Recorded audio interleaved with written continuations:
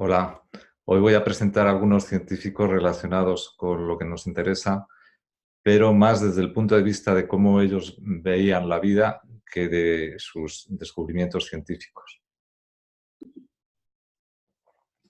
Para mí, los descubrimientos científicos están muy relacionados con la persona que lo realizó y con su momento y su forma de vida. Entonces, yo no puedo separar una cosa de otra. Vamos a ver ese otro lado de la ciencia.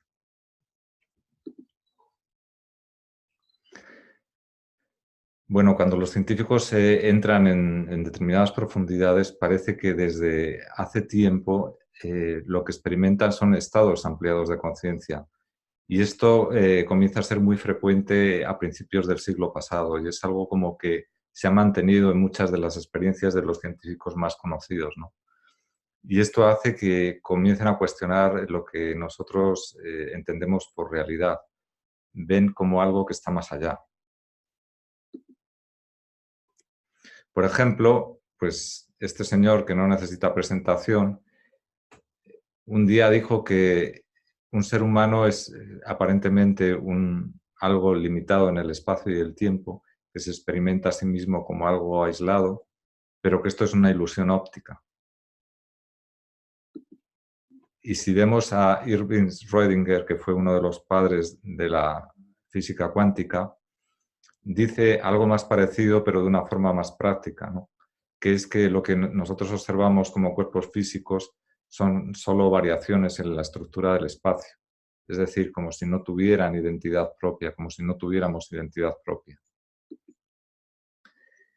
Y si vemos a otro científico bastante conocido, Konstantin Korotkov, él es profesor en la Universidad de San Petersburgo y desarrolló la cámara GDV que permite capturar el campo de energía humano. Y esto fue reconocido en un congreso en el año 2002 por el poderoso National Institute of Health de Estados Unidos, y en el 2017 el equipo este fue aprobado por la FDA, la Food and Drug Administration de Estados Unidos también. Entonces, ellos ven lo que llaman seres vivos, lo que llamamos seres vivos, que ellos llaman sistemas biológicos, como un complejo de campos de ondas que están sincronizados en frecuencias y fases.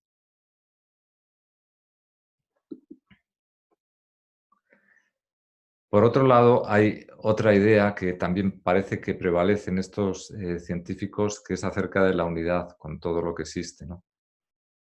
Einstein continúa diciendo que esa ilusión de que somos seres separados nos restringe, nos aísla y que nuestra tarea es liberarnos de esa prisión y ampliar el círculo de compasión para abrazar todo lo que son los seres vivos. Y Schrödinger, también como siempre más escueto, dice: la multiplicidad es solo aparente, en realidad solo hay una mente. Esta frase es muy potente porque tiene muchas consecuencias. Nosotros estamos acostumbrados a pensar en nosotros mismos como seres individuales y como mentes aisladas. Y lo que viene a decir Schrödinger es que no, que somos simplemente ordenadores conectados al Internet del universo. Y otro científico para mí muy apreciado es Peter Russell. Peter Russell está vivo aún y es un pionero en la investigación, por ejemplo, de la meditación. En los años 70, finales de los 60, fue el primero que investigó en neurociencias, en la meditación. Y él es un hombre multifacético porque es físico, psicólogo y también informático, ¿no? Entonces, él afirma que la conciencia es omnipresente y que de alguna manera la conciencia está representada en la física por la luz, que la luz es absoluta, como no lo son, por ejemplo, el espacio y el tiempo, y que para la física de la luz el tiempo no existe. Esto es muy interesante porque nosotros estamos trabajando con luz.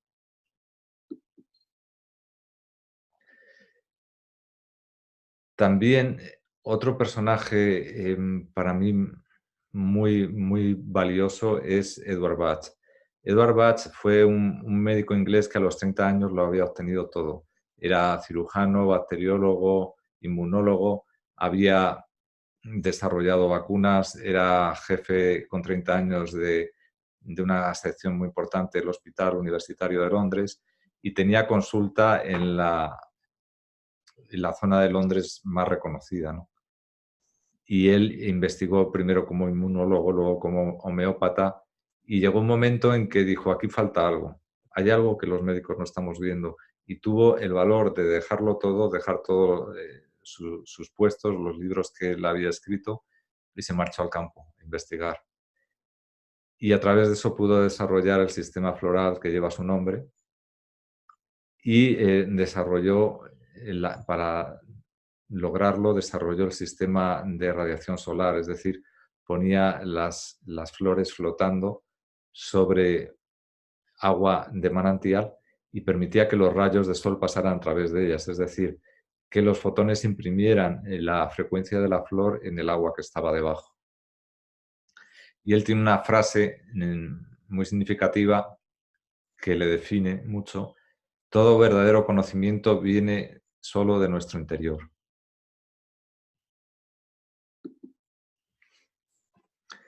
Coetáneo con Bach y trabajando, desde luego sin conocerse entre ellos, pero en el mismo ámbito, en el ámbito de los fotones, es Alexander Gurvitch. Él era un hombre más del establishment, profesor de biología en la Universidad de Moscú, muy reconocido. Y en los años 20, como sabéis, él descubrió que las células, 20 del siglo pasado, descubrió que las células se comunican por luz. Pero esto, que no fue más que un hecho anecdótico porque lo descubrió por casualidad, dio pie a que él investigara y desarrollara una teoría de la morfogénesis. Y fue precursor de las teorías de la autoorganización y la ontogenética, es decir, cómo se desarrollan los seres vivos desde que son embriones hasta la senectud, que implican que existe una inteligencia de origen desconocido que forma los seres vivos. Y este concepto es muy importante porque luego puede enlazarse con la idea de esa mente universal que afirma Schrödinger, que es la única que existe. Posteriormente, en los años 50, para mí, este personaje es uno de los genios del siglo pasado. Paul Noye, que ha pasado prácticamente desapercibido. De hecho, su hijo Rafael, que siguió su escuela, dice que hay muchos descubrimientos de él que están prácticamente ignorados.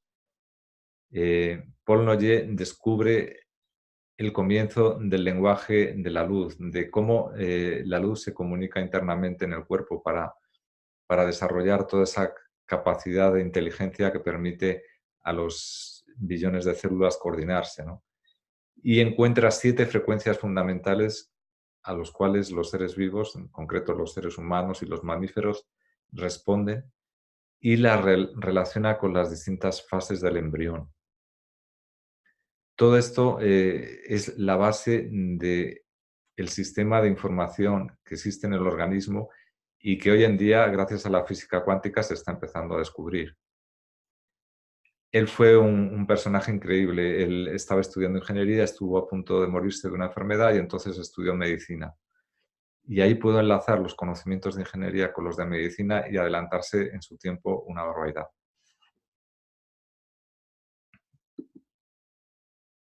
Después de Paul Noye, ya más tarde, en los años 70, aparece el alemán Fritz Albert Popp, que también lo conocemos, hemos hablado de él muchas veces. Popp tiene dos conceptos fundamentales, ¿no? El primero es que colabora con los biólogos rusos a desarrollar la teoría de campo coherente, es decir, que el ser humano tiene un campo de luz coherente que es semejante en propiedades a la luz láser. Y que él confirma el descubrimiento de Gurvitch de que existen los fotones biológicos, es decir, desarrolla unos equipos que permiten fotografiar las emisiones de luz de los seres vivos. Aquí comento que los biofotones no quiere decir que sean fotones creados por los seres vivos, los fotones solo vienen del Sol, sino con el concepto de biofotón ellos quieren expresar que son fotones relacionados con los procesos vitales de los seres vivos. Bob realiza también descubrimientos increíbles que hoy en día tampoco han sido todavía reconocidos, pero ahí están sus libros y su legado.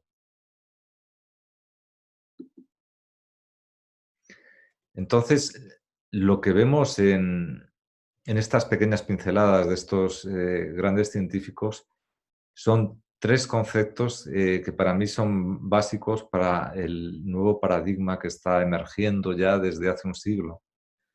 El primero es que no somos entidades individuales, no estamos aislados del universo, sino íntimamente vinculados, formamos parte del universo. Estamos continuamente en estrecho contacto con el resto del universo. ¿Y cómo sucede esto? Pues que el cuerpo como tal, o sea, los científicos saben que el 99% de la materia no es materia, sino que son campos de ondas, ¿no? Pues ese cuerpo que es un campo de ondas está sumergido en el campo de ondas del universo y no se diferencia mucho de lo que se puede diferenciar una gota de agua del mar que la envuelve.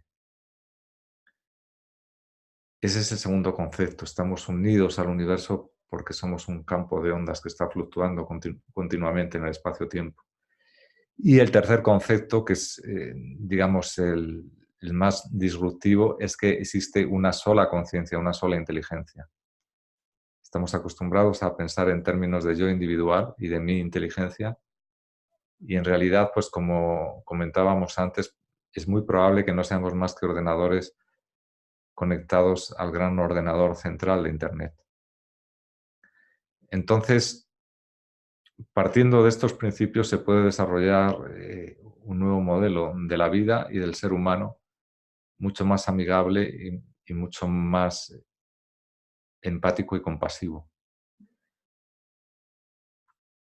Para mí esto es muy importante porque hay veces que parece que hemos venido a este mundo a pagar facturas y sobrevivir en una sociedad hipercompetitiva y que tiene una enorme cantidad de información totalmente caótica.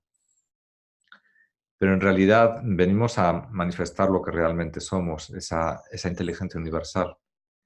Y aquí pues me vino a la mente esa frase de Robert Monroe, que es otro gran científico, un ingeniero americano, que dice: recuerda que tu meta última no es la supervivencia física. Hay algo que está mucho más allá en nuestras vidas. Entonces, bueno, aunque el paradigma predominante sigue siendo un paradigma pues, de ciencia muy materialista y de valoración por encima de muchas otras cosas de la economía, pues nada, nos queda tener determinación y paciencia. Como dijo Schopenhauer, las verdades pasan por tres fases antes de ser reconocidas. En primer lugar, se las ridiculiza, después se las pone objeciones y por último se consideran evidentes por sí mismas. Así que, siguiendo a Schopenhauer, tenemos dos alternativas: o tener paciencia o pasarnos la vida rabiando. Vamos a ver si logramos la primera. Muchas gracias y feliz fin de semana.